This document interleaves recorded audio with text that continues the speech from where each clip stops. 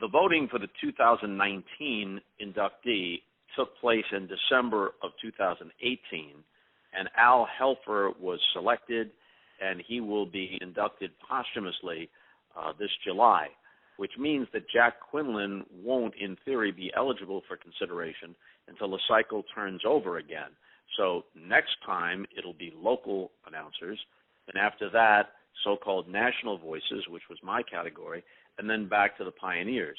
The problem for Jack, and it's a huge injustice, I write his name in every year as a voting member, but he was not among the 10 listed, at least as I recall. I could be wrong, but not among the 10 listed as suggested nominees this past time around.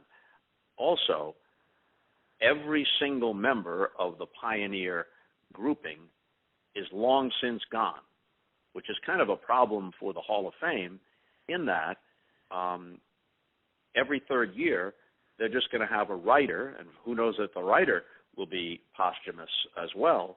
They're going to have no ceremony. They've set aside Saturday as the ceremony, lasts 45 minutes to an hour, and then you have the much more fulsome ceremony for the players on Sunday. But last year, for example, I was there along with Sheldon Oker of the Akron Beacon Journal. He spoke for a certain period of time, and then I went a bit longer after that, and there was videotape of me calling games and whatnot, and the audience was familiar with me. A dwindling number of people are going to be familiar with the posthumous honoree, no matter who he might be. And also, as some of us pass on or move on to senior citizen status, fewer and fewer of the electors are going to actually be familiar with the possible selections. They do provide tapes to the extent that they exist, and some of us take it very seriously and review those tapes carefully.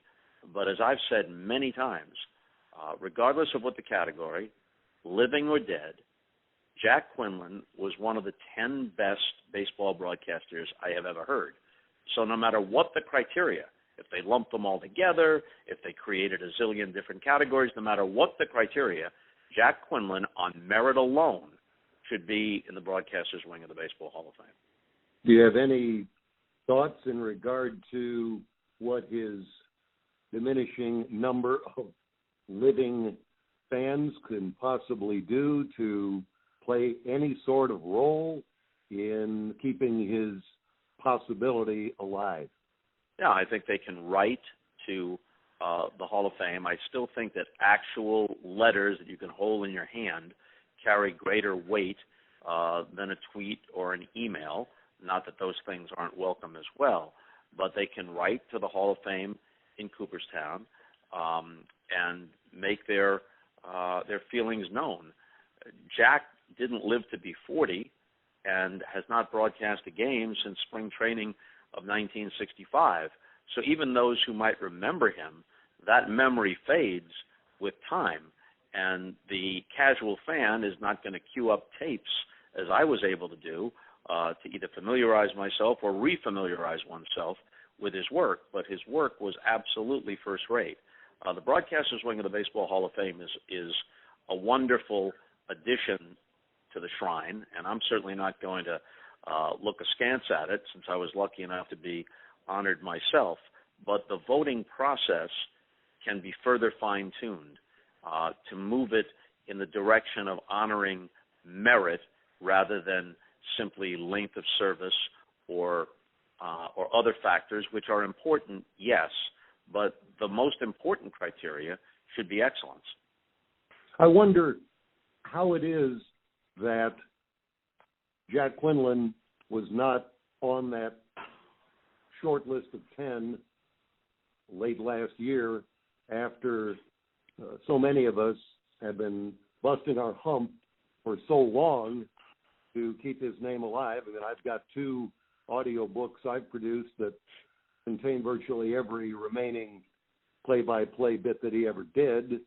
And I know we were very close in 2016, but I could never elicit any substantive information from Craig at the Hall of Fame. It was as if everything was being done in secret. All he would tell me is that Jack Quinlan was getting a lot of favorable response, and be that as it may, Bob, Dick Enberg got in, and I still... Well, Dick Enberg should have gotten in.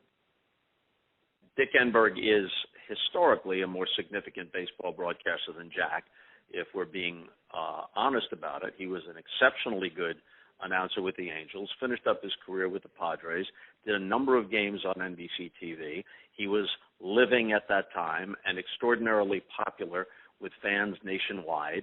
And so when he gave his acceptance speech, it was a wonderful occasion in Cooperstown, which is something that no potential posthumous honoree has going for him. So I don't think that Enberg is the right comparison. Enberg should be in.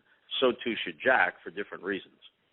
Well, I guess what rather mystified me was the fact that it was so difficult to get any information on the voting tallies, and I personally spoke that year to the majority of the members, the voting members, including you, and every one of them, for the most part, even though they may not have been a contemporary of Jack's, said they were voting for Jack Quinlan, and quite honestly, Dick Enberg's name never came up once.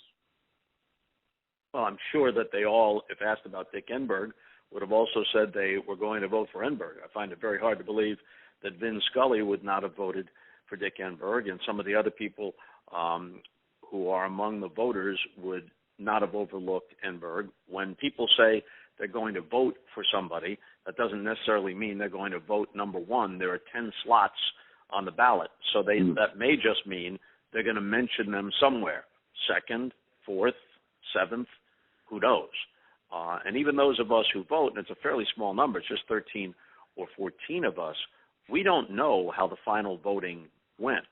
We don't know if somebody was unanimous or close to unanimous at the top of the list, or they just had the best weighted total. They don't tell us. I got voted in last year. I don't know by what margin. I have no idea. I'm happy I got in, but I don't really have the final arithmetic.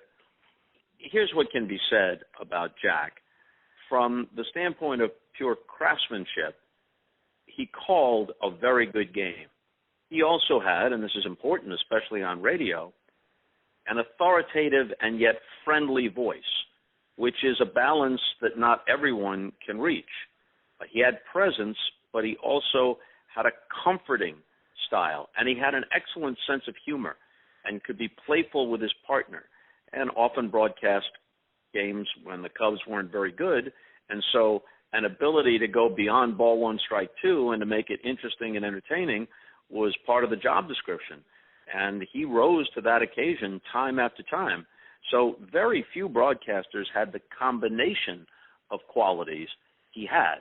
What he didn't have going for him, although he did many national games, All-Star games, World Series games, nationally on radio, he did not have a long, long run where you become associated as the voice of a team and where generations of fans associate you with all their years of being baseball fans, generational connections. My dad listened to it. My grandfather listened to him. Now I'm listening to him. He just wasn't around long enough to develop that. Plus, the Cubs were never a contender during the time that he was their voice, so he didn't get on the national stage at the World Series as the voice of the Cubs or anything like that. So he lacked not the talent in any way, but he lacked some of the intangibles through no fault of his own that set a broadcaster in the public mind outside those who remember him from the 50s and 60s in Chicago. Joe Garagiola, one afternoon in my office, he left a voicemail, and my secretary said somebody, and she couldn't even pronounce the name, had called and left you a message. So I played it back, and it was Joe Garagiola, and I had never spoken to him before and had indeed tried to reach him, a year or two earlier on the Quinlan thing, and he'd gotten around to calling me back. And Bob, what he said was this. He said, Ron, Jack Quinlan was not only one of the most fantastic broadcasters who ever lived, he was also one of the finest gentlemen who ever lived.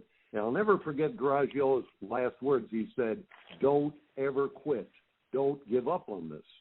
And I thought it was very, it really warmed the cockles of my heart. I tried to reach out to him to do a taped interview, but 2 or 3 months later, Joe had passed. But, bar none, Bob, every broadcaster who was Jack's contemporary says he needs to be in the Hall of Fame. Yeah, I don't think there's much dispute about that. There may be some others on the list when the category comes up where some of the voters say, well, he too deserves to be in the Hall of Fame. When someone says Jack Quinlan or Joe Blow deserves to be in the Hall of Fame, they're not necessarily saying to the exclusion of others. But what's interesting, too, is sometimes I think a valid tiebreaker is if in your mind you can't separate John Smith from Fred Jones, and one is living and the other has passed, you give the edge to the guy who's around to smell the roses. Mm-hmm. But in Jack's category, every single one is gone. So that's not a factor anymore. All right. Bottom line, in regard to Jack Quinlan, your final summary for his fans is letter writing.